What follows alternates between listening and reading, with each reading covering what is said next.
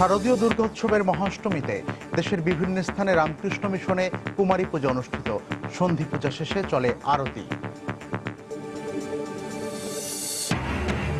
সরকারের নিরাপত্তা ব্যবস্থায় কূটনীতিকরা সন্তুষ্ট জানালেন স্বরাষ্ট্রমন্ত্রী, কিন্তু মার্কিন রাষ্ট্রদূত বললেন এখনো ভয় কাটেনি তাদের। কৃষি জমি নষ্ট না করে পরিবেশ বান্ধব শিল্পাঞ্চল গড়ে তোলার আহ্বান প্রধানমন্ত্রীর। বললেন মাঝারি ও ছোট শিল্প প্রতিষ্ঠায় নজর দিতে হবে বেশি। আঙুলের ছাপ পদ্ধতিতে সিম রেজিস্ট্রেশনের পরীক্ষামূলক কার্যক্রমের উদ্বোধন। 16 ডিসেম্বর থেকে আনুষ্ঠানিক সিম কেনা শুরু।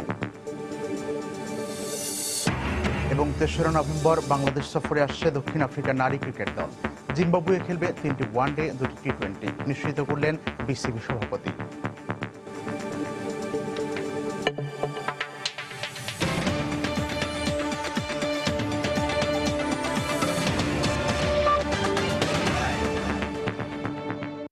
প্রবাসী সময়ের সঙ্গে আছি আমি মিজানুর রহমান কবির।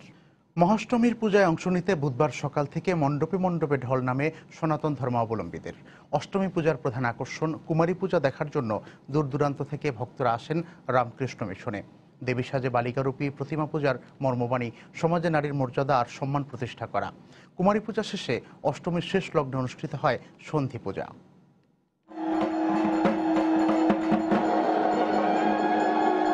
বিহিত পূজা আর ব্রত উপবাসের মধ্য দিয়ে সকালে শুরু হয় মহা অষ্টমীর আচার অনুষ্ঠান। মহা অষ্টমীর প্রধান আকর্ষণ কুমারী পূজা শুরু হয় সকাল 11টায়। রামকৃষ্ণ মিশনে দেবী রূপে যার পূজা করা হলো তার নাম প্রণীতা উষ্ণ বন্দ্যোপাধ্যায়। বয়স মাত্র 6, তাই শাস্ত্রীয় নাম মালিনী। মিলে মিশে থাকবি সবে হিন্দু মুসলমান, তোদের দেখে আমার যেন জুড়িয়ে যায় প্রাণ। ওম শান্তি, ওম শান্তি। ভক্তরা বললেন দেবীর বিভিন্ন শক্তির আরাধনার মধ্য দিয়ে নারীর প্রতি শ্রদ্ধা ও সম্মান জানানোর বার্তাই এই পূজার মাহাত্ম্য। সারা বছর যাতে মেয়েদেরকে এই সম্মানটা দেয়া হয় তারই একটা প্রতীকের রূপ কিন্তু আমরা এই বিশেষ 5 দিনের মাধ্যমে দেখি। এটা আমার জন্য একটা বিশাল গর্বের ব্যাপার আমি মনে করি, কারণ আমি একজন নারী হয়ে আরেকজন নারীকে পূজিত হতে দেখেছি। নারীদের সম্মান করা উচিত, এটাই প্রত্যেকটা মানুষের কে একটা শিক্ষা এই পূজাটা। দুপুরে সন্ধি পূজায় আরাধনা করা হয় দেবীর চামুণ্ডা রূপের। এই পূজার অঞ্জলি দেওয়ার মধ্য দিয়ে শেষ হয় ব্রত উপবাস। পুরো পরিবারকে নিয়ে মর্তে আসেন দেবী দুর্গা। তিনি যেমন শিষ্টের পালন করেন তেমনি করেন দুষ্টের দমন। তার যেমন রয়েছে মাতৃরূপ তেমনি রয়েছে দুর্গতি নাশিনী শক্তি। এ যেন বাঙালি নারীর কঠিনে কোমলের সংমিশ্রণের এক চিরন্তন প্রতিচ্ছবি। পারমিতা হিম, সময় সংবাদ, ঢাকা। এদিকে বুধবার সকাল থেকেই দেশের বিভিন্ন স্থানে অষ্টমী পূজার আনুষ্ঠানিকতা পালন করা হয়। মণ্ডপে মণ্ডপে ঘুরে দেবী দর্শন করেন ভক্তরা। ব্যুরো প্রতিবেদক ও জেলা প্রতিনিধিদের পাঠানো তথ্য ছবি নিয়ে ডেস্ক রিপোর্ট। পঞ্জিকা অনুযায়ী ঠিক সকাল 9:30টায় স্নিগ্ধা সরকারকে নিয়ে আসা হয় রাজশাহীর সাগরপাড়া ত্রিনয়নী সংঘ পূজা মণ্ডপে। এরপর ঢাকের তালে তালে দেবীর আবির্ভাবকে কল্পনা করে কুমারী পূজার আনুষ্ঠানিকতা শুরু করেন ভক্ত অনুরাগীরা। এ সময় মঙ্গল ঘটে ফুল, মন্ত্রপাঠ ও উলুধ্বনি দিয়ে কুমারীকে বরণ করে নেন তারা। চট্টগ্রামে শান্তিরেশ্বর মন্দিরে বেলা 11টার পরে এই কুমারী পূজার আনুষ্ঠানিকতা শুরু হয়। শত শত ভক্তের উপস্থিতিতে দেবী দুর্গা রূপে পুজো করা হয় দীপা চৌধুরীকে। ভক্তকেও আশীর্বাদ বিলিয়ে দেন দেবী। হিন্দু শাস্ত্র মতে অষ্টম তিথিতে অসুরের সঙ্গে চূড়ান্ত যুদ্ধে অবতীর্ণ হয়েছিলেন দেবী দুর্গা, আর এই সন্ধিক্ষণেই বধ করেছিলেন অসুরকে। তাই 4 দিনব্যাপী দুর্গোৎসবের অষ্টমী তিথিকে প্রাণ হিসেবে ধরা হয়। আর এই প্রাণের উৎসবের মূলে থাকে কুমারী পূজা। সকাল থেকেই দিনাজপুরের রামকৃষ্ণ আশ্রম এবং মিশনে এই পূজার আয়োজন করা হয়। দুর্গোৎসবের 3য় দিনে মহাষ্টমীতে রংপুরের মাহিগঞ্জে রামকৃষ্ণ আশ্রম ও মিশনে জড়ো হন ভক্তরা। শঙ্খ, উলুধ্বনি ও ঢাকঢোলের বাদ্যবাজনার মধ্য দিয়ে কুমারী পূজা অনুষ্ঠিত হয়। এছাড়া সিলেট, বরিশাল, ময়মনসিংহ ও ফেনী সহ দেশের বিভিন্ন স্থানে মণ্ডপগুলোতে সকাল থেকেই নানা আচার অনুষ্ঠানের মধ্য দিয়ে উদযাপন করা হয় মহাষ্টমীর আনুষ্ঠানিকতা। নিয়ন মোহাইমিন, সময় সংবাদ। নিরাপত্তা প্রশ্নে বাংলাদেশ সরকারের নেওয়া পদক্ষেপে সন্তোষ প্রকাশ করলেও জঙ্গি হামলার বিষয়ে এখনও শঙ্কামুক্ত নয় মার্কিন যুক্তরাষ্ট্র। কানাডা, অস্ট্রেলিয়া ও যুক্তরাজ্যের হাইকমিশনারদের নিয়ে স্বরাষ্ট্রমন্ত্রীর সঙ্গে বৈঠকের পর এমনটাই জানিয়েছেন দেশটির রাষ্ট্রদূত মার্সিয়া স্টিফেন ব্লুম বার্নিকাট। এদিকে স্বরাষ্ট্রমন্ত্রী বলেছেন, হামলার আশঙ্কার বিষয়ে সুনির্দিষ্ট তথ্য চাওয়া হলেও তা দিতে পারেননি কূটনীতিকরা। দুই বিদেশি হত্যাকাণ্ডে আইএস কিংবা দেশি কোনো জঙ্গি সংগঠনের সম্পৃক্ততা পাওয়া যায়নি বলে তাদের অবহিত করা হয়েছে, এমনটি জানিয়েছেন স্বরাষ্ট্রমন্ত্রী। নিরাপত্তা প্রশ্নে অস্ট্রেলীয় ক্রিকেট টিমের বাংলাদেশে আসা না আসার দোলাচলের মধ্যে গত 28 সেপ্টেম্বর গুলশান কূটনৈতিক পাড়ায় খুন হন ইতালির এনজিও কর্মকর্তা তাভেলা সিজার। এরপর পশ্চিমা স্বার্থে জঙ্গি হামলার আশঙ্কায় প্রথমবার এবং 3রা অক্টোবর রংপুরে জাপানি নাগরিক কোনিও হোশি হত্যাকাণ্ডের পর দ্বিতীয় দফায় ভ্রমণ সতর্কতা জারি করে মার্কিন যুক্তরাষ্ট্র। সবশেষ গত শনিবার সে সতর্কতা নবায়ন করা হয়। এই মুহূর্তে যুক্তরাষ্ট্র ছাড়াও জাপান, কানাডা, অস্ট্রেলিয়া ও যুক্তরাজ্য এই 5টি দেশের ভ্রমণ সতর্কতা রয়েছে। বুধবার সকালে জাপান ছাড়া বাকি 3টি দেশের হাইকমিশনারদের নিয়ে সচিবালয়ে স্বরাষ্ট্রমন্ত্রীর সঙ্গে বৈঠক শেষে মার্কিন রাষ্ট্রদূত বার্নিকাট জানালেন, সরকারি পদক্ষেপে সন্তুষ্ট হলেও তারা হামলার বিষয়ে এখনো শঙ্কামুক্ত নন। বিদেশিদের নিরাপত্তায় সরকারের উদ্যোগ ইতিবাচক, তবে এখনো আমরা মনে করি আমাদের আশঙ্কা করার মতো যুক্তিসঙ্গত কারণ আছে। আমাদের নাগরিকদের নিরাপত্তা নিশ্চিত করা আমাদের দায়িত্ব, তাই আমরা তাদের সতর্ক করে দিচ্ছি। তবে তার মানে এই নয় যে আমরা তাদের এদেশে আসতে কিংবা চলাফেরা করতে নিষেধ করছি।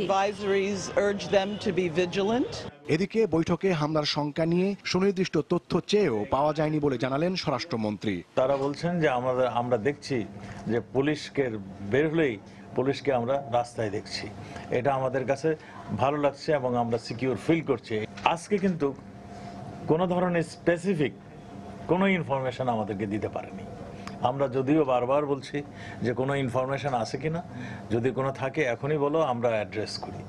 তারা আজকে আমাদেরকে কিছু ইনফরমেশন দিতে পারেনি, শুধু বলছেন যে আমরা সন্তুষ্ট, তবে এখনো আশঙ্কা আছে, এইরকম একটা কিছু বলে তারা গিয়েছেন।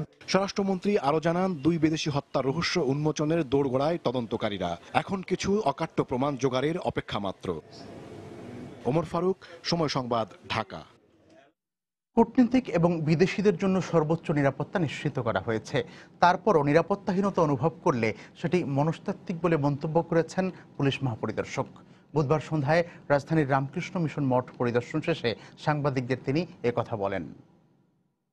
ডিপ্লোম্যাটিক মিশন এবং ফরেনারদের নিরাপত্তার জন্য আমরা কিন্তু একেবারে হাইয়েস্ট মেজারমেন্ট আমরা নিয়েছি। তারা খুশি, তারা এখন নিরাপদ বোধ করতেছে। তবে শঙ্কা যদি তাদের থাকে, এটা তাদের সাইকোলজিক্যাল শঙ্কা, সেটা তো আর আমরা দূর করতে পারবো না। মার্কিন যুক্তরাষ্ট্র আমরা তাদের অনুরোধ করছি, যদি আপনাদের কাছে স্পেসিফিক কোনো ইনফরমেশন থাকে সেটা আমাদের সাথে শেয়ার করেন, যাতে কোনো দুর্ঘটনা না ঘটে, আমরা সব প্রতিরোধী ব্যবস্থা করি। সম্প্রতি কুড়িগ্রামে এক জনসভায় আওয়ামী লীগ সভানেত্রী ও প্রধানমন্ত্রী শেখ হাসিনা জনগণকে নির্বাচনের প্রস্তুতি নেয়ার যে আহ্বান জানিয়েছেন তা অস্পষ্ট বলে মন্তব্য করেছেন বিএনপি নেতারা।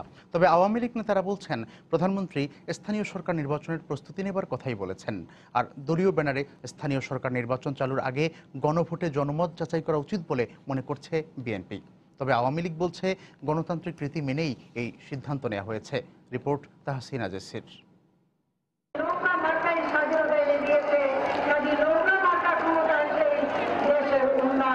গত 15ই অক্টোবর রংপুরের কুড়িগ্রামে এক জনসভায় আওয়ামী লীগ সভানেত্রী ও প্রধানমন্ত্রী শেখ হাসিনার এ বক্তব্য নির্বাচনের প্রস্তুতি নেওয়ার ইঙ্গিত বলে মনে করছেন রাজনীতিবিদ ও বিশ্লেষকদের অনেকে। তবে তা স্থানীয় সরকারের নাকি মধ্যবর্তী জাতীয় নির্বাচনের তা স্পষ্ট নয় বলে মনে করেন বিএনপির এ নেতা। ভাষণটি কিন্তু জনমনে আরো বিভ্রান্তির সৃষ্টি করেছে। উনি জনগণকে নির্বাচনের জন্য প্রস্তুত থাকতে বলেছেন, কিন্তু বলেননি এটা কি জাতীয় নির্বাচন না অন্য কোনো নির্বাচন। তবে আওয়ামী লীগের দাবি, প্রধানমন্ত্রী স্থানীয় সরকার নির্বাচনের প্রস্তুতি নেবার জন্যই আহ্বান জানিয়েছেন জনগণকে। নেত্রী স্বাভাবিকভাবেই আসন্ন স্থানীয় সরকার নির্বাচনের জন্য দেশবাসীকে প্রস্তুত হওয়ার আহ্বান জানিয়েছেন। 2019 সালের আগে কোনো জাতীয় নির্বাচন হচ্ছে না, কোনো মধ্যবর্তী নির্বাচনও হচ্ছে না। এদিকে দলীয় প্রতীকে স্থানীয় সরকার নির্বাচন হলে তাতে সংঘাতের সৃষ্টি হবে বলে বিএনপি নেতারা মনে করলেও উদ্যোগটিকে ইতিবাচক হিসেবেই দেখছেন আওয়ামী লীগ নেতারা। ওই নির্বাচনকে কেন্দ্র করে হানাহানি, মারামারি, সহিংসতা অনেক অনেক বেশি হবে। অবশ্যই সরকারের গণভোট দিয়ে এই সম্বন্ধে জনগণের মতামত নেওয়া উচিত। তৃণমূল পর্যায়ে জনগণের কাছে যে কর্মসূচি আমরা দেব সেটাকে ম্যান্ডেট হিসেবে গ্রহণ করার জন্য স্থানীয় সরকার নির্বাচনে রাজনৈতিক দলের মনোনয়ন নিয়ে প্রতীক নিয়ে করাটাই যুক্তিসঙ্গত। তবে নির্বাচন যখনই হোক না কেন উভয় দলের নেতারাই জানিয়েছেন সাংগঠনিকভাবে নিজ নিজ দলকে শক্তিশালী করতে এখন দল পুনর্গঠনে মনোনিবেশ করছেন তারা। তাহসিনা জেসি, সময় সংবাদ, ঢাকা। প্রবাসী সময় আরো থাকছে। টাঙ্গাইল ৪ উপনির্বাচনে কাদের সিদ্দিকীর মনোনয়নপত্র নির্বাচন কমিশনকে গ্রহণের নির্দেশ হাইকোর্টের। আপিল করা হবে জানালেন অ্যাটর্নি জেনারেল।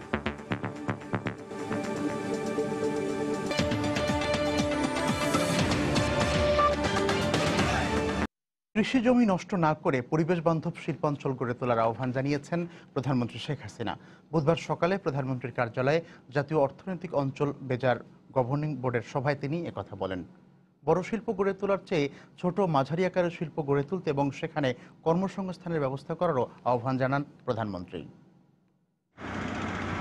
ক্রমাগত কমছে সোনা ফলানো কৃষি জমি, অপরিকল্পিত বাড়িঘর নির্মাণ, নগরায়ন, শিল্প প্রতিষ্ঠান, ইটভাটা, পুকুর খনন ও নদী ভাঙনের কারণে প্রতি বছর কমে যাচ্ছে ৬৮,৭০০ হেক্টর কৃষি জমি। এছাড়া রেল ও সড়কপথ সম্প্রসারণ, পর্যটন ও বিনোদন অবকাঠামো নির্মাণ, জলাবদ্ধতা এবং লবণাক্ততার কারণেও কমছে কৃষি জমি। পরিসংখ্যান বলছে প্রতি বছর নদীগর্ভে বিলীন হচ্ছে ১,০০০ হেক্টর জমি, আবাসন ও নির্মাণ কাজে চলে যাচ্ছে ৩,০০০ হেক্টর। এই অবস্থায় শিল্পাঞ্চল গড়ে তোলার ক্ষেত্রে পরিবেশকে গুরুত্ব দেওয়ার আহ্বান জানালেন প্রধানমন্ত্রী। আমাদের কৃষি জমি রক্ষা করেও আমরা কিন্তু শিল্পের জন্য জমি নির্দিষ্ট করতে পারবো এবং আমরা সেটাই করে দিচ্ছি। আমরা এখন এই অর্থনৈতিক অঞ্চলগুলি বেছে নেওয়ার সময় ওটা আমরা মাথায় রাখছি যে আমার কৃষি নষ্ট হবে না, কিন্তু আমার শিল্পায়নটা হবে। এই সময় প্রধানমন্ত্রী আরো বলেন, অর্থনৈতিক অঞ্চল গড়ে তোলার জন্য দেশে যে ৩০টি জায়গা চিহ্নিত করা হয়েছে এটি ক্রমান্বয়ে ১০০টির বেশি জায়গায় স্থাপন করা হবে। খুব বৃহৎ শিল্পের দিকে অত বেশি সেটা হয়তো আমাদের হবে, কিন্তু আমরা অত বেশি নজর না দিয়ে যদি ক্ষুদ্র মাঝারি শিল্প এবং শ্রম ঘন শিল্প, আমি শ্রম ঘন এই জন্য বলছি যে আমাদের ১৬ কোটি মানুষের দেশ, আমাদের মানুষের কর্মসংস্থানের ব্যবস্থা করতে হবে। কাজে আমরা যত বেশি শ্রম ঘন শিল্প করব তত বেশি আমরা মানুষের কাজ দিতে পারবো। প্রায় ৩০টা জায়গা আমরা নির্দিষ্ট করছি, কিন্তু আমাদের লক্ষ্য প্রায় ১০০টা জায়গায় আমরা অর্থনৈতিক অঞ্চল গড়ে তুলব সমগ্র বাংলাদেশে। বৈঠকে প্রধানমন্ত্রী দেশি বিদেশি বিনিয়োগ বাড়াতে নতুন নতুন ধারণা নিয়ে কাজ করার উপর গুরুত্ব দেন। ইহসান জুয়েল, সময় সংবাদ, ঢাকা। বায়োমেট্রিক বা আঙুলের ছাপ পদ্ধতিতে মোবাইল ফোনের সিম রেজিস্ট্রেশনের পরীক্ষামূলক কার্যক্রমের উদ্বোধন করলেন প্রধানমন্ত্রী তথ্য প্রযুক্তি বিষয়ক উপদেষ্টা সজীব ওয়াজেদ জয়। বুধবার সকালে সচিবালয়ে ডাক ও টেলিযোগাযোগ মন্ত্রণালয়ের সভাকক্ষে এই কার্যক্রম উদ্বোধন করেন তিনি। আঙুলের ছাপের মাধ্যমে পরীক্ষামূলক রেজিস্ট্রেশন উদ্বোধন করেন সজীব ওয়াজেদ জয়। বিশ্বের দ্বিতীয় দেশ হিসেবে এই পদ্ধতি চালু করতে পেরেও স্বস্তি প্রকাশ করেন তিনি। আগামী ১৬ ডিসেম্বর থেকে বায়োমেট্রিক পদ্ধতিতে মোবাইল ফোনের সিম কেনার কার্যক্রম আনুষ্ঠানিকভাবে শুরু হবে।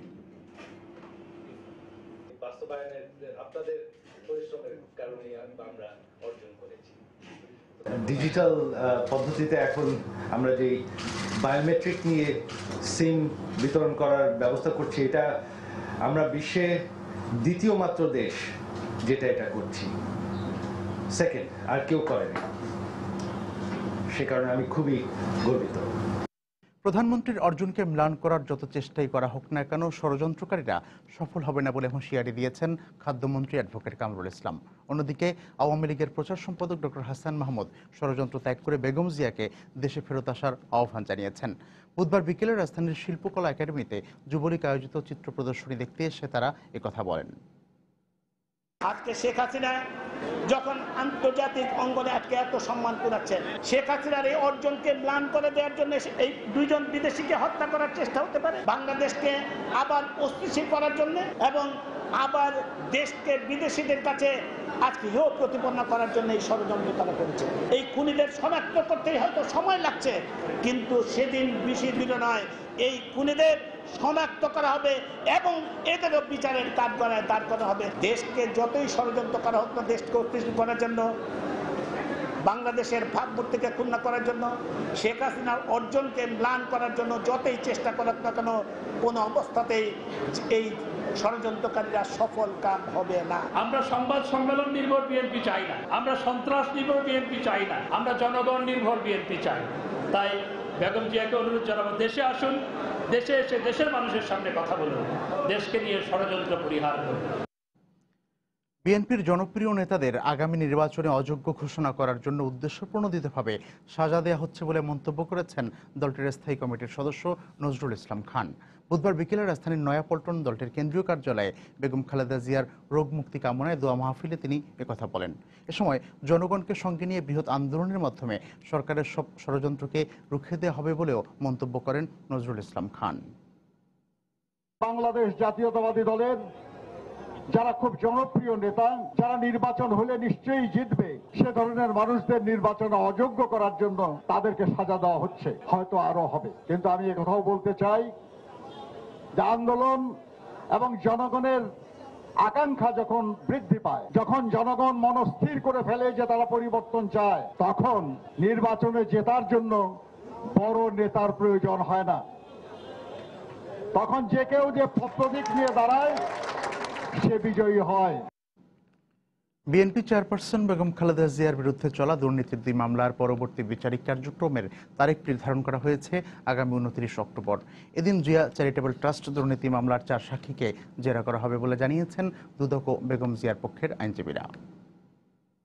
বেগম খালেদা জিয়ার মামলায় তারিখ দেওয়া হচ্ছে প্রতি সপ্তাহে একবার, অথচ আপনি দেখবেন আমরা জানি ওনার আদালতে আর অনেক বিশেষ মামলা আছে বিচারাধীন, তা কিন্তু তিনি 1-1.5-2 মাস পরে নির্ধারণ করেন। সুতরাং এটা আমাদের কাছে একটু বিব্রতকর মনে হয়। এই মামলা আমাদের আইনটা আছে 60 দিনের মধ্যে মামলার বিচারিক কার্যক্রম শেষ করতে হয়। 5 বছর সেখানে আমরা 5 বছর অতিক্রম করেছি। তারপরেও মাননীয় আদালতের কাছে তারা আবেদন করছেন। মাননীয় আদালত তার ডায়েরি দেখে সময় অনুযায়ী মামলা তারিখ ধার্য করেছেন। টাঙ্গাইল 4 আসনের উপনির্বাচনে কৃষক শ্রমিক জনতা লীগের সভাপতি কাদের সিদ্দিকীর মনোনয়নপত্র গ্রহণের আদেশ দিয়েছেন হাইকোর্ট। বুধবার বিচারপতি মিফতাউদ্দিন চৌধুরী ও বিচারপতি কাজী ইজারুল হক আকন্দের সমন্বয়ে গঠিত হাইকোর্টের অবকাশকালীন দ্বৈত বেঞ্চ এই আদেশ দেন। এদিকে হাইকোর্টের এই আদেশের বিরুদ্ধে আপিল করার সিদ্ধান্তের কথা জানিয়েছেন অ্যাটর্নি জেনারেল। 10 কোটি টাকা ঋণ খেলাপির অভিযোগে টাঙ্গাইল 4 আসনের উপনির্বাচনে কৃষক শ্রমিক জনতা লীগের সভাপতি কাদের সিদ্দিকীর মনোনয়নপত্র বাতিল করে নির্বাচন কমিশন। এই সিদ্ধান্তের বিরুদ্ধে কমিশনে আপিল করলেও তা খারিজ করে দেন নির্বাচন কমিশন। বুধবার কমিশনের এই সিদ্ধান্ত চ্যালেঞ্জ করে করা এক রিটের প্রেক্ষিতে কাদের সিদ্দিকীর মনোনয়নপত্র গ্রহণের নির্দেশ দিলেন হাইকোর্ট। একই সাথে মনোনয়ন বাতিলে কমিশনের সিদ্ধান্ত স্থগিত করেন আদালত। নির্বাচন কমিশনকে নির্দেশনা প্রদান করেছেন যেন তার মনোনয়নপত্রটি গ্রহণ করা হয়। এখন পর্যন্ত তার আইনগত কোনো বাধা নেই। শুধু জিজ্ঞাসার কারণে আমাকে সেই সুযোগ থেকেও বঞ্চিত করার চেষ্টা হয়েছে। হাইকোর্ট সেই সুযোগটি আমাকে দিয়েছে। যদিও সিদ্দিকী ঋণ খেলাপি কিনা তা নিয়ে আইনি জটিলতা তৈরি হয়, এই আদেশের বিরুদ্ধে আপিল করার কথা জানিয়েছেন অ্যাটর্নি জেনারেল। যে পর্যন্ত ডিক্লাসিফাই না করা হবে ইন রাইটিং, সে পর্যন্ত তিনি খেলাপি হিসেবে গণ্য হবেন। ঋণ পরিশোধের সুযোগ দান করা এবং ডিক্লাসিফাই করা এক কি না, এই জন্য এই জিনিসটাকে স্পষ্টীকরণের জন্য আমি সিদ্ধান্ত নিয়েছি যে আপিল বিভাগে যাব। এদিকে বুধবারই ছিল টাঙ্গাইল 4 উপনির্বাচনে মনোনয়ন প্রত্যাহারের শেষ দিন। আগামী 10 নভেম্বর অনুষ্ঠিত হবে এ নির্বাচন। আফজাল হোসেন, সময় সংবাদ, ঢাকা। উন্নত জীবনের আশায় প্রায় 2 বছর আগে সাগরপথে মালয়েশিয়ার উদ্দেশ্যে ঘর ছাড়েন বগুড়ার শেরপুর উপজেলার 16 তরুণ। স্থানীয় 2 দালাল প্রত্যেকের কাছ থেকে 2.5 লাখ টাকা করে নিলেও কোনো খোঁজ দিতে পারছে না তাদের। আর দীর্ঘদিন সন্তানের খোঁজ না পেয়ে শোকে পাগল প্রায় পরিবারগুলো। এদিকে আদালতে একটি মামলায় পাচারের সত্যতা পেয়ে দালালদের বিরুদ্ধে প্রতিবেদন দাখিল করেছে পুলিশ। মাজুদুর রহমানের তথ্য, রবিউল ইসলামের ছবি নিয়ে ডেস্ক রিপোর্ট। আমার বাবাকে বাইর করে দাও বাবা, আদৌ পয়সা থাকে তো তাও বা হলো আমরা 2 বছর হলে বাবার জন্য কত কষ্ট করতেছি। 22 মাস ধরে শেরপুরের শুবলি গ্রামের মাসুদ রানার কোনো খোঁজ না পেয়ে চোখের জলে দিন কাটে মা জ্যোৎস্না বেগমের। মাসুদ নয়, খানপুর ইউনিয়নের খানপুর বোয়ালকান্দি গ্রামের আরো 16 তরুণের পরিবারেরও একই দশা। সচ্ছল জীবনের আশায় এই তরুণরা 2013 সালের ডিসেম্বরে একসাথে পাড়ি দেয় মালয়েশিয়ার উদ্দেশ্যে। দীর্ঘদিন নিখোঁজ থাকলেও এখনো পথ চেয়ে রয়েছে পরিবারগুলো। 3 বেলার মধ্যে ছোট ছিল, সবসময় টাকা চাইছে লেখাপড়া করাছে বাংলা খুলে স্যার থাকি যে বাবা এসে মানে আমাকে ডাক দিব। শুধু 2.5 লাখ টাকা নিয়েই ক্ষান্ত হয়নি দালালরা। তাদের খুঁজে বের করার অজুহাতে কক্সবাজার ও টেকনাফে নিয়ে গিয়েও আরেক দফা টাকা হাতিয়ে নেয় তারা। আগে 25,000 নিল, আবার ঢাকায় যায় 50,000 নিল। আমরা এই বিষয় নিয়ে কেসও করছি, তারও কোনো সুরাহা পাচ্ছি না। ঘটনার সত্যতা জানতে গাজীউর রহমানের বাড়িতে গেলে পাওয়া যায় তার স্কুল পড়ুয়া এক মেয়েকে। আমার বাবাকে নিয়ে গেছে। আমার বাবা যদি আশা নিয়ে যেত সেটা আলাদা ব্যাপার, আমার বাবা তো নিয়ে যায়নি। তাহলে সম্প্রতি নিখোঁজ পরিবারগুলো তাদের সন্তানদের খোঁজ দাবি করে 6 জনকে আসামি করে আদালতে মামলা করে। তদন্তের প্রাথমিক পর্যায়ে আমরা এটির বিষয়ে সত্যতা পেয়েছি, সুতরাং এই বিষয়ে পরবর্তীতে আইনি পদক্ষেপ গ্রহণ করব। নিখোঁজ পরিবারের সদস্যরা জানিয়েছেন স্থানীয় দালাল গাজীউর রহমান সহ নারায়ণগঞ্জ, চট্টগ্রাম, কক্সবাজার ও টেকনাফের 22 জন দালাল সমুদ্রপথে মানব পাচারের সাথে জড়িত। সময় সংবাদ, বগুড়া। পরিবেশ মন্ত্রণালয়ের কোনো ছাড়পত্র ছাড়াই রাজধানীর অলিগলি এবং আবাসিক এলাকায় গড়ে উঠছে পলিব্যাগ কারখানা এবং ছাপাখানা। বিশ্লেষকরা বলছেন, সংশ্লিষ্ট দপ্তরগুলোর সমন্বয়হীনতার কারণেই নিষিদ্ধ ঘোষণার 13 বছর পরও বন্ধ করা যায়নি পলিথিনের ব্যবহার। তবে পরিবেশ অধিদপ্তর বলছে, পলিথিনের উৎপাদন বন্ধ এবং সাধারণ মানুষের সচেতনতাই পারে পলিথিনের এই ব্যবহার বন্ধ করতে। সেলিয়া সুলতানার ধারাবাহিক প্রতিবেদনের দেখুন প্রথম পর্ব। 2002 সালে 1 জানুয়ারি সারা দেশে পলিথিন ব্যবহার নিষিদ্ধ করা হলেও এখনো চলছে পলিব্যাগ উৎপাদন, প্রক্রিয়াজাতকরণের কাজ। আইন অনুযায়ী এ জাতীয় ব্যাগ উৎপাদন, আমদানি, বাজারজাতকরণ, বিক্রি এবং বিক্রির জন্য প্রদর্শন, মজুদ, বিতরণ এবং বাণিজ্যিক উদ্দেশ্যে ব্যবহার নিষিদ্ধ থাকলেও পরিবেশ মন্ত্রণালয়ের কোনো ছাড়পত্র ছাড়াই বিভিন্ন এলাকায় পলিথিন উৎপাদন কারখানা এবং পলিব্যাগ ছাপাখানা গড়ে উঠছে। পুরোনা যারা আছে তাদের হয়তো আছে, হয়তো যারা নতুন করছে তাদের এখনো দেয় নাই, হয়তো তাদের আবেদন করা আছে। Port declaration, trade license, file license, তারপরে আপনার হলো শিল্প কুটির, শিল্প মন্ত্রণালয় থেকে কাগজ দিচ্ছে আমাদের, ডিসি সাহেব কাগজ দিচ্ছে আমাদের চালানোর জন্য। এটাকে পরিবেশটা নাই। বিশ্লেষকরা বলছেন, আইন প্রয়োগে নিষ্ক্রিয় থাকার মধ্য দিয়েই আইনকে কার্যকর না করাই এই শিল্পের বিকাশের অন্যতম কারণ। আইন প্রণয়ন করলেই হয় না, নিষ্ক্রিয় থাকার মাধ্যমে আইনকে কার্যকর না করার মধ্যে দিয়ে কিন্তু ব্যাপক অপরাধের জন্ম হয়। আমি মনে করি সে ধরনের একটা অপরাধ হচ্ছে এই পলিথিনকে নির্বিচারে ব্যবহার করতে দেয়া। তবে পলিব্যাগ ব্যবহারে অনুৎসাহিত না করে বরং উৎপাদন বন্ধ করার উপরই জোর দিচ্ছে পরিবেশ অধিদপ্তর। আর তাই কখনো কখনো চালানো হয় অভিযান। আমরা সচেতনতা চালাচ্ছি, কিন্তু জিনিসটা দাম কম হওয়ায় অ্যাফোর্ডেবল, অ্যাক্সেসিবল এবং এটাকে যে কোনো আপনি পকেটে ঢুকে নিয়ে যেতে পারেন, তার কারণে এটার ব্যবহার অত্যাধিক বেড়ে গেছে। সংশ্লিষ্টরা বলছেন, বিকল্প ব্যবস্থা থাকা সত্ত্বেও ডিগ্রেডেবল পলিথিন থেকে পাটজাত দ্রব্য ব্যবহার বেড়ে যেতে পারত। কিন্তু পলিথিন ব্যবহার বন্ধের গুরুত্বপূর্ণ এই সিদ্ধান্তটি বাস্তবায়ন না হওয়ার পেছনে সাধারণ মানুষের সচেতনতার অভাবকেই দায়ী করছেন সংশ্লিষ্টরা। সেলিয়া সুলতানা, সময় সংবাদ, ঢাকা। শুল্কমুক্ত সুবিধা পেলেও বিভিন্ন অশুল্ক বাধার কারণে বাংলাদেশ থেকে ভারতে পণ্য রপ্তানি বাড়ছে না। বুধবার দুপুরে বাংলাদেশের ব্যবসায়িক প্রতিযোগিতা শীর্ষক বিশ্বব্যাংকের এক প্রতিবেদন প্রকাশ অনুষ্ঠানে একথা বলেন বাণিজ্যমন্ত্রী তোফায়েল আহমেদ। একমাত্র টোবাকো এবং অ্যালকোহল ছাড়া সব ধরনের পণ্যে ভারত বাংলাদেশকে শুল্কমুক্ত প্রবেশ সুবিধা দিলেও আমাদের রপ্তানি উল্লেখযোগ্য হারে বাড়ছে না, কারণ সেখানে পণ্য রপ্তানিতে বিভিন্ন অশুল্ক বাধা থেকেই গেছে। এই বাধা দূর করতে ভারতকে এগিয়ে আসা জরুরি। জাপান, চীন সহ ভারতের বিনিয়োগ আকৃষ্ট করতে আমরা দেশের বিভিন্ন অঞ্চলে 23টি বিশেষ অর্থনৈতিক অঞ্চল গড়ে তুলতে কাজ করছি। জ্বালানি সংকটের আশঙ্কায় দেশে দীর্ঘমেয়াদী বিনিয়োগকে ঝুঁকিপূর্ণ বলে মনে করছেন ব্যবসায়ীরা। এক্ষেত্রে বিদেশে বিনিয়োগের সুবিধা চান তারা। তবে এক্ষেত্রে বাজার ব্যবস্থা নিয়ন্ত্রণ করার পরামর্শ দিয়েছেন বাংলাদেশ ব্যাংকের সাবেক গভর্নর ডক্টর মোহাম্মদ ফরাসউদ্দিন। বুধবার সকালে রাজধানীর তেজগাঁওয়ে বিদেশে বিনিয়োগ শীর্ষক এক সেমিনারে তারা একথা বলেন।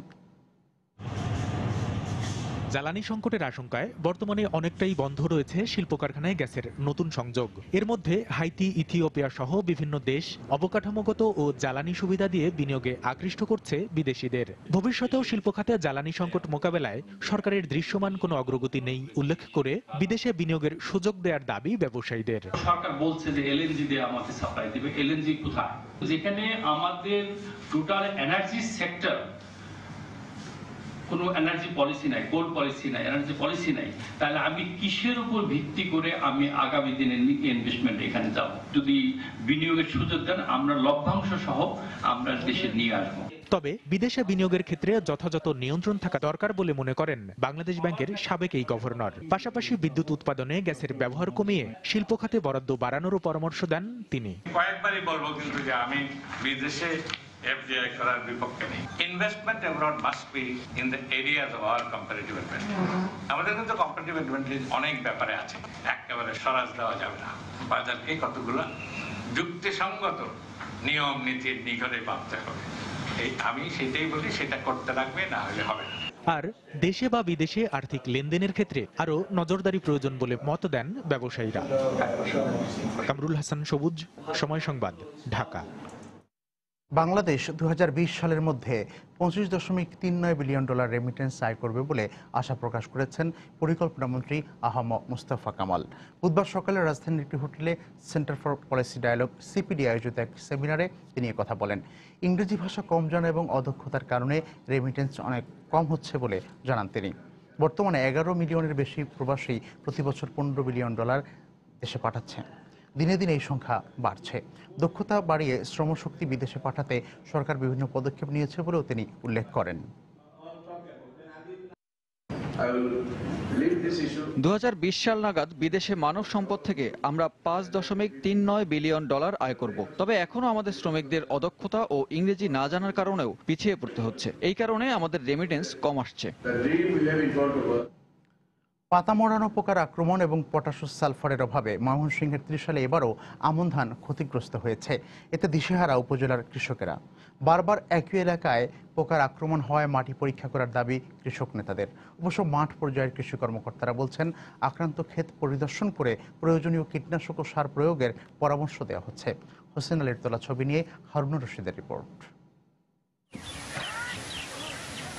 ময়মনসিংহের ত্রিশাল উপজেলার বালিদিয়া জিলকি, কানিহারি, বাঘাদারিয়া, বালিপাড়া সহ বেশ কিছু এলাকায় আমন ধান খেতে ব্যাপকভাবে পোকার আক্রমণ দেখা দিয়েছে। পাতা মোড়ানো পোকা নামে পরিচিত এ পোকাটি গাছের পাতার রস চুষে নেয় ধান গাছ মরে শুকিয়ে যাচ্ছে।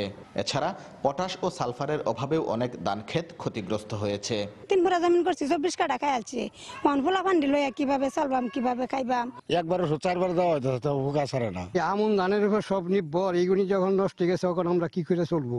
এদিকে বারবার একই এলাকায় পোকার আক্রমণ দেখা দেয় ধান ক্ষেতের মাটি পরীক্ষার দাবি জানিয়েছেন কৃষক নেতারা। আমরা আশা করেছিলাম যে কৃষি বিভাগ অন্তত আর যাই হোক এই দুঃসময়ে কৃষকদের পাশে থাকবে, কিছু হোক আর না হোক, কিন্তু আমাদের সেই প্রত্যাশায় ঘুরে বালি। আর মাঠ পর্যায়ের কৃষি কর্মকর্তারা বলছেন, আক্রান্ত ক্ষেত পরিদর্শন করে প্রয়োজনীয় কীটনাশক ও সার প্রয়োগের পরামর্শ দেওয়া হচ্ছে।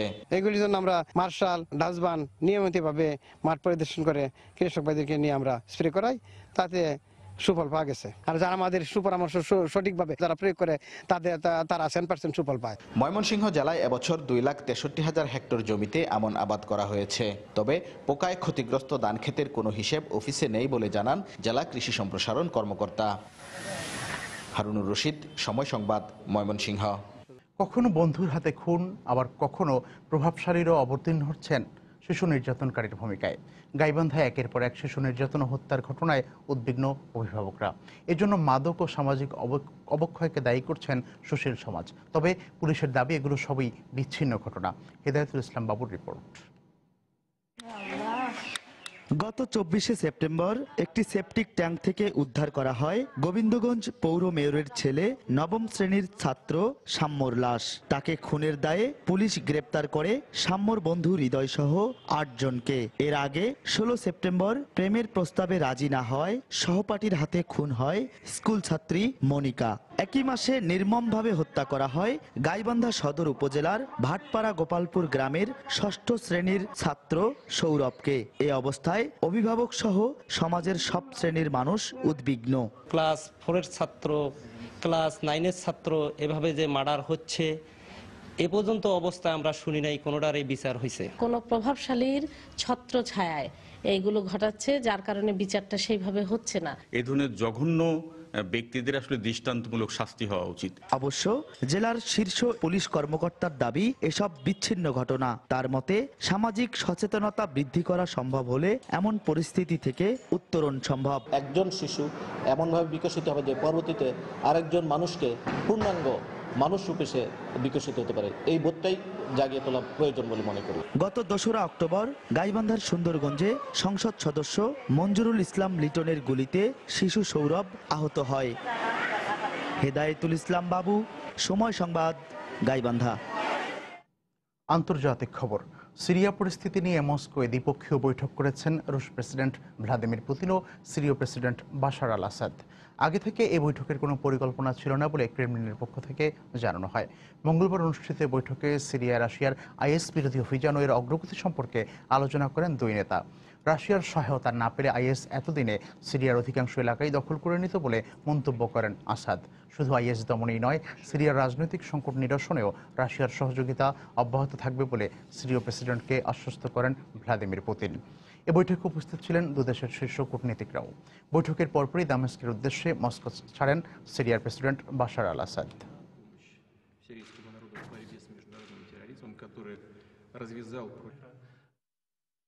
ফিলিপিন্সে এক নারীর গুলিতে 2 চীনা কূটনীতিক নিহত হয়েছেন বলে জানিয়েছে দেশটির পুলিশ। এই ঘটনায় গুরুতর আহত হন ম্যানিলা নিযুক্ত বেজিংয়ের কনসাল জেনারেল। বুধবার ফিলিপিন্সের মধ্যাঞ্চলীয় সেবু শহরের একটি রেস্তোরাঁয় এলোপাতাড়ি গুলি চালায় এক নারী। এতে ঘটনাস্থলে চীনা ডেপুটি কনসাল জেনারেল ও কনসুলেটের আরেকজন কর্মকর্তা নিহত হন। এই ঘটনায় সন্দেহভাজন এক নারী সহ 2 জন চীনা নাগরিককে আটক করা হলেও তাদের বিস্তারিত পরিচয় প্রকাশ করা হয়নি। এই হত্যাকাণ্ডের কারণ অনুসন্ধানে তদন্ত করছে কর্তৃপক্ষ। স্থানীয় পুলিশের বরাত দিয়ে বিবিসি জানায়, হামলাকারী ওই নারী আগে ফিলিপিন্সে চীনা কনসুলেটে চাকরি করত। The married couple, both in their 60s, have only been identified by their surnames Na and.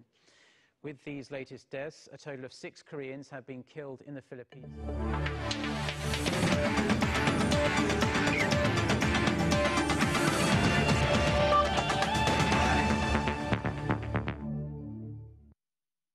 খেলার খবরে ক্রিকেট প্রসঙ্গ। আগামী 3 নভেম্বর বাংলাদেশ সফরে আসছে দক্ষিণ আফ্রিকা নারী ক্রিকেট দল। বিষয়টি নিশ্চিত করেছেন বিসিবি সভাপতি নাজমুল হাসান পাপন। এর আগে নিরাপত্তা ইস্যুতে অক্টোবরে নির্ধারিত বাংলাদেশ সফর স্থগিত করেছিল দক্ষিণ আফ্রিকা।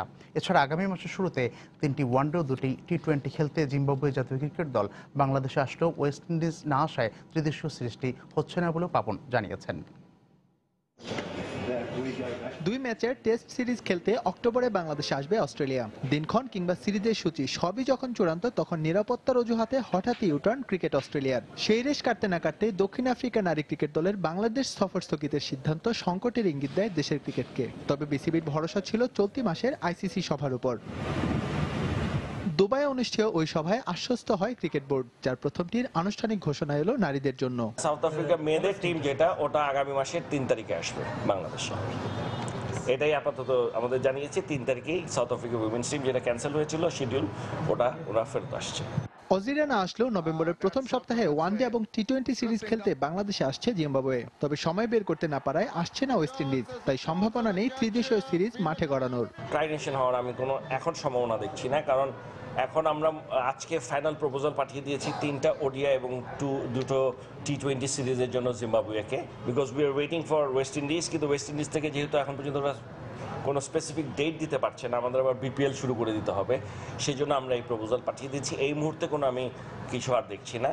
এদিকে শিবসেনাদের হুমকির কারণে বিসিসিআই পাকিস্তানের ভারত সফর স্থগিত করায় বাংলাদেশের সম্ভাবনা দেখা দিয়েছে পরবর্তী এশিয়া কাপ আয়োজনের। তবে এ ব্যাপারে চূড়ান্ত সিদ্ধান্ত হবে 27 অক্টোবর এশিয়ান ক্রিকেট কাউন্সিলের সভায়। এসএম ইকবাল, সময় সংবাদ, ঢাকা। হকির খবর। প্রধানমন্ত্রীর নির্দেশে হকির সমস্যা সমাধানে এগিয়ে এলেন বাংলাদেশ ক্রিকেট বোর্ড বিসিবি প্রধান নাজমুল হাসান পাপন। বিদ্রোহী ক্লাব, খেলোয়াড় ও ফেডারেশনের বর্তমান কর্মকর্তাদের সঙ্গে বুধবার নিজ কার্যালয়ে আলোচনায় বসেন তিনি। সভা শেষে সবাই আগামী শুক্রবার হকি ফেডারেশনের গভর্নিং বডির সভায় চূড়ান্ত সমাধানে পৌঁছানো যাবে বলে আশা প্রকাশ করেন। আমি যেটা বলেছি, 2 পক্ষকেই ছাড় দিতে হবে। আপনার একটা পক্ষ যদি অনড় থাকে তাহলে কোনোদিনই সমাধান হবে না। একটা সমস্যা আছে, এটা সমাধান করতে হবে, 2 পক্ষকেই এগিয়ে আসতে হবে। কাজেই 2 পক্ষই আমাকে কথা দিয়েছে যে তারা এমন একটা জায়গায় এখন কথাবার্তা এসছে, তাতে মনে হচ্ছে যে আগামী শুক্রবার দিন ইনশাল্লাহ হকির এই সমস্যাটা সমাধান হয়ে যাবে। শুক্রবারে যে মিটিংটা হবে, শুক্রবারের মিটিংয়ে এই যে হাজার রহমতুল্লাহ যে বিষয়টা, সেটা একটা সমাধান হয়ে যাবে। তার পরবর্তীতে যে সমস্ত জিনিসগুলোতে সংবিধান বা অন্য কোথাও যদি আমরা আটকে যাই, সেটা আমরা আলাপ আলোচনার মাধ্যমে আমরা শেষ করে ফেলবো, আমরা আশা করি। আগামী 23 তারিখে হকি ফেডারেশন তাদের জিবির মিটিং হবে। সেই মিটিংয়ে এই সমস্যাটা আমরা আশা করি জিনিসটা সমাধান হয়ে যাবে, সেটাই উনি আমাদেরকে আশ্বস্ত করেছেন। এবং আমি যতটুকু জানতে পেরেছি, আমাদের প্লেয়াররা ওনার সাথে কথা বলে তারাও আশ্বস্ত হয়েছে এই সমস্যাটা ইনশাল্লাহ সমাধান হয়ে যাবে। যে আমাদের এখানে ডাকা হয়েছিল যে আমাদের ক্যাম্পে আমাদের জাতীয় দলের প্লেয়ারদের কী ধরনের সমস্যা হয়, কী ধরনের সমস্যা ফেস করতে হয়, তারপর আমাদের কিছু প্লেয়ার সাসপেন্ড ছিল, এগুলোর ব্যাপারে আমরা কথা বলেছি। তো আশা রাখি 23 তারিখে সমস্যার সমাধান হয়ে যাচ্ছে সবকিছুই। শেখ কামাল আন্তর্জাতিক ক্লাব কাপের খবর। আবাহনীর মতো শুভ সূচনা হলো না ঐতিহ্যবাহী ক্লাব মোহামেডানের। নিজেদের প্রথম ম্যাচে ভালো পারফর্ম করেও আফগানিস্তানের ক্লাব স্পিনঘার বাজানের কাছে 1-0 গোলে হেরেছে সাদা কালো জার্সিধারীরা। ঢাকার ফুটবল মানেই ছিল আবাহনী ও মোহামেডানের রাজত্ব, কিন্তু গেল কয়েক মৌসুম ধরেই নিজেদের নামের সে জৌলুস আর ধরে রাখতে পারছে না ক্লাব দুটি। মাঝারি মানের ফুটবলার নিয়ে কোন রকমের দায়সারা দল গোছানো, এরপর টেনে টুনে মৌসুম পার করে দেয়া নিত্যদিনের চিত্র এখন ঐতিহ্যবাহী ক্লাব দুটির। তবে শেখ কামাল আন্তর্জাতিক ক্লাব কাপে প্রথম ম্যাচেই চমক দেখিয়ে দারুণ জয় তুলে নিয়েছে আবাহনী। চিরপ্রতিদ্বন্দ্বীদের মতো প্রথম ম্যাচে মোহামেডানেরও জয়ের আশায় ছিল তাদের সমর্থকরা। প্রতিপক্ষ আফগানিস্তানের ঘরোয়া লিগ চ্যাম্পিয়ন স্পিনঘার বাজান সম্পর্কে তেমন কোনো ধারণা ছিল না সাদা কালো জার্সিধারীদের। অচেনা প্রতিপক্ষের বিপক্ষে শুরু থেকে আধিপত্য বিস্তারের চেষ্টা ছিল মোহামেডানের, তবে একের পর এক আক্রমণে গিয়েও কাঙ্ক্ষিত গোলের দেখা মেলেনি। উল্টো 33 মিনিটে আনোয়ার আকবরীর দুর্দান্ত গোলে লিড পায় স্পিনঘার বাজান। 1-0 এগিয়ে যায় সফরকারীরা। জ্বরের কারণে জুয়েল রানার অনুপস্থিতি, এরপর একের পর এক সুযোগ নষ্ট করেন ইব্রাহিম, জীবন, মোবারকরা। 75 মিনিটে আরো একটি নিশ্চিত গোলের সুযোগ হারান আব্দুল মালিক, ফলে সমতা ফেরানোর সুযোগ হারায় মোহামেডান। শেষ দিকে আর গোল না হওয়ায় দেশের মাটিতে আন্তর্জাতিক এই আসরটা হার দিয়ে শুরু করলো মোহামেডান। পারভিন আক্তার, সময় সংবাদ। প্রবাসের সময়ে এ পর্যায়ে শীর্ষ সংবাদগুলো জানিয়ে দিচ্ছি আরেকবার।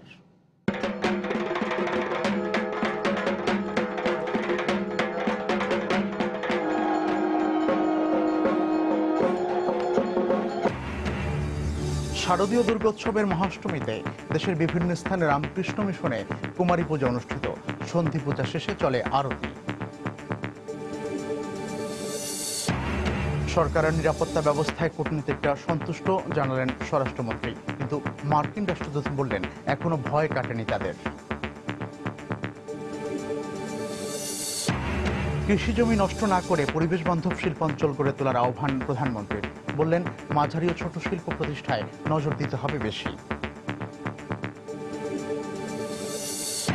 আঙুলের ছাপ পদ্ধতিতে সিম রেজিস্ট্রেশনের পরীক্ষামূলক কার্যক্রমের উদ্বোধন। 16 ডিসেম্বর থেকে আনুষ্ঠানিক সিম কেনা শুরু।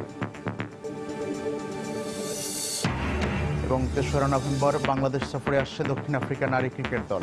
জিম্বাবুয়ে খেলবে 3টি ওয়ানডে, 2টি টি20, নিশ্চিত করলেন বিসিবি সভাপতি। এই ছিল প্রবাসের সময়। যে কোনো খবর পেতে ভিজিট করুন সময়নিউজ.tv। যে কোনো বাংলা লিঙ্ক রবিউল সিটিসেল নম্বর থেকে সময় সংবাদের খবর, অনুষ্ঠান সূচি জানতে এবং যে কোনো তথ্য সময় সংবাদকে জানাতে ডায়াল করুন 16242 নম্বরে। এছাড়া এইমাত্র পাওয়া খবর আপনার মোবাইলে পেতে SMS করুন *SND কে পাঠিয়ে দিন 16242 নম্বরেই। সঙ্গে থাকুন সময়ের।